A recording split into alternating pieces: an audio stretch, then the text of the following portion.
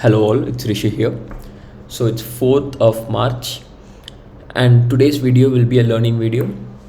So in this video, first of all, let me say what are the topics I want to discuss with you all. So the main topics which I will be discussing with you all will be how to mark the support and resistance levels, how to ensure the market direction, how to confirm a breakout, and entry and exits. So all these four is basically how I do it. It's basically how I mark my support and resistance levels, how I ensure the market direction, how do I confirm a breakout, and where I enter and where I exit. So it's not we can't cover all four topics in a single video. So for today, firstly, I'll be discussing on how to mark support and resistance levels. In today's video, we'll just be seeing how to mark the support and resistance levels. So fine. So basically, I mark the support and resistance levels based on volumes. So to check the volumes, firstly, we have to shift to the future charts. So it's simple. You can just search for Nifty futures. You will have all the future charts. So take the current future charts. So which is March. So we took March. And then we'll go to indicators and select for volume indicator. So this is what you select. Once you click it, you can go to the settings. So the style is however you want, you can keep it. So basically, what is support and resistance? Support and resistance is nothing but two parallel lines where the market resists to go beyond that, which is if market resists to go beyond this to break up, give a breakout, then this will be a resistance levels, and here this will be a support levels. So it's as simple as that. The area which the market resists to go further or towards down is called as resistance or support levels. So how do we mark these levels? Using volumes. So volumes are nothing but the number of shares traded in a particular time frame. So here we'll be marking these levels in a 5-minute time frame. So to mark a support, we will be needing just a second. To mark a support, we'll be looking for the green volume candles. For example, if this is one of the candle, then the very next candle should be a engulfing candle in volume, not here but here in this levels. So this is where we check for the volumes. So if we see something like this, then it basically means that a support is confirmed. The same way goes for the resistance. We will have one red candle and the immediate next candle, which is not something further, but the immediate next candle should be a engulfed candle. In this case, our resistance will be confirmed. I hope you all got how to confirm a support or resistance levels. But now let's discuss which one should be marked first. Is it the support which should be marked first or the resistance? So that totally depends on the market movements. For example, after the first candle, which is as soon as the market opens, we will be seeing that market movements, whichever direction the market moves in the initially, then that levels will be marked first. For example, if market moves towards the higher sides in the initially, then we'll be marking our resistance levels first. Or if it moves towards the down levels, bottom levels, we will be marking our supports first. So as simple as that. Whichever direction the market moves initially, we'll be marking that particular level. So let's see it with an example. So let's say take some random chart. So let's take it here. So we could see the previous day market closed right here, and the next day the market opened with a gap down. So gap down is nothing but that is also a market movement which has pushed the market towards the downside. So in this case, since the market was towards the downside initially, then we'll be marking our supports first. So as we said, for support we need two candles, green candle which is engulfing candle next to next. So for example, we could see here all these are not engulfing, or see this we could see it's depreciating, the volumes are coming down, but here we could see that the candles engulf, the immediate next candle is higher than the previous candle. We could check the volume levels right here. For example, here we could see the volume is 13.6 and the immediate next candle has a more volume, greater volume, which is 17.5, which is good. So here in this case, this 9:45, this candle will be our support confirmation candle.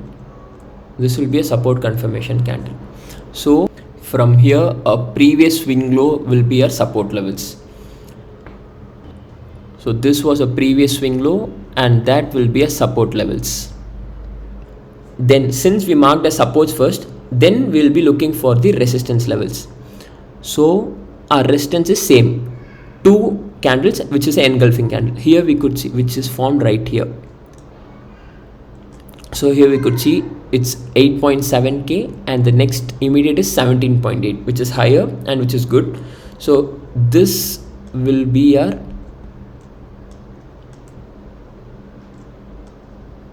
resistance confirmation.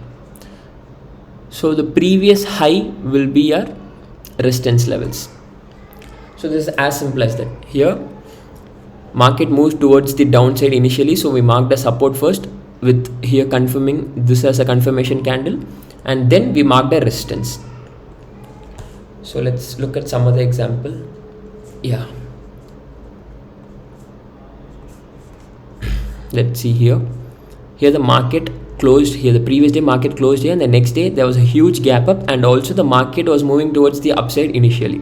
So in this case we will be marking a resistance first, because market was moving towards the upside and it is obvious that at some point the market has to reverse back. So we'll be marking a resistance first. So for resistance we will need 2 red candles where the second candle is higher, which is the immediate candle should be higher than the previous candle, which was formed right here. Sorry. So here we could see that it was 8.95k of volumes and the next is 9.8, which is higher. So this particular candle will be a resistance confirmation candle. So which is here, and so a previous swing high will be a resistance level. So this will be a resistance levels. So since we marked a resistance level first, then next we'll be checking for support levels. Same for support, we'll be needing 2 candles next to next, where here we could see right here this is 4.75 and 6.45. so this is higher than the previous candle. So this particular candle 1040 candle will be a support confirmation candle. So the support confirmation is here and the previous swing low will be a support levels, which is somewhere around here. This will be our support levels and this will be a resistance.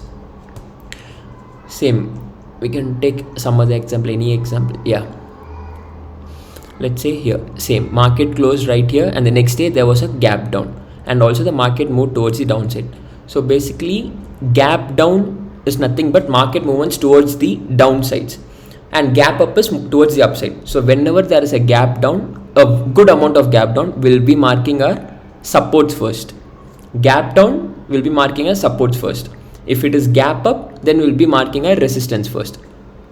Just keep a note of it. Gap down, support first, gap up, resistance first. So here we could see that it was a gap down and also the market came all the way down a little bit in the initial hours. So we will be marking a support first. So what do we need for support? It should be a 2 candle where the next candle should be higher than the previous candle, which was found right here. This candle is higher than the previous candle. We could see 9.4 and 13.5. So this candle here will be our support confirmation candle. So this is a support confirmation candle and the previous low, swing low, will be our support level. So this is a support level. So we marked the support first, then next we'll be proceeding to mark the resistance levels. So resistance level is confirmed somewhere here. So nowhere here, this was also not, this candle was not greater than the previous candle, so this was rejected, whereas this was confirmed. Here it was 3.75 and here it is 5.15. so this is our resistance confirmation candle. So the previous swing high will be our resistance levels. So this is our region. This particular level will be our range. Let's take some other example. Let's take the example where the market opened flat. Yeah. For example, if the market opens flat, if it's not a gap down or gap up, then if it market whichever direction the market moves majorly on the initial time, then that will be a level which should be marked first. Here we could see the market opened with a flat and we could see a strong downside fall. So here we will be marking as supports first. So our support levels were confirmed right here. We could see here our support was confirmed. So this was 6.3 and 9.5. So this will be our support confirmation candle. So the previous swing low will be our support levels, where this will be a support level. So since we marked as supports first, then we will be proceeding to mark the resistance levels. So for the resistance levels, we could see here we got our setup. This was 3.9 and then 3.9 and 4.7. So which is higher than the previous candle. So this will be a resistance confirmation candle and the previous high will be our resistance. So this is how we basically mark the support and resistance levels. I hope you all got an idea on how to mark the support and resistance levels. So we still have a few more topics to cover. So today we saw how to mark the support and resistance levels. So in the upcoming videos we will see how can we ensure the market direction, on what basis can we confirm the direction, how to confirm a breakout, and where do we enter and where do we exit in a trade. So all these will be discussed in the upcoming videos. So yeah, that's it for today. We'll see you on a different video. Thank you.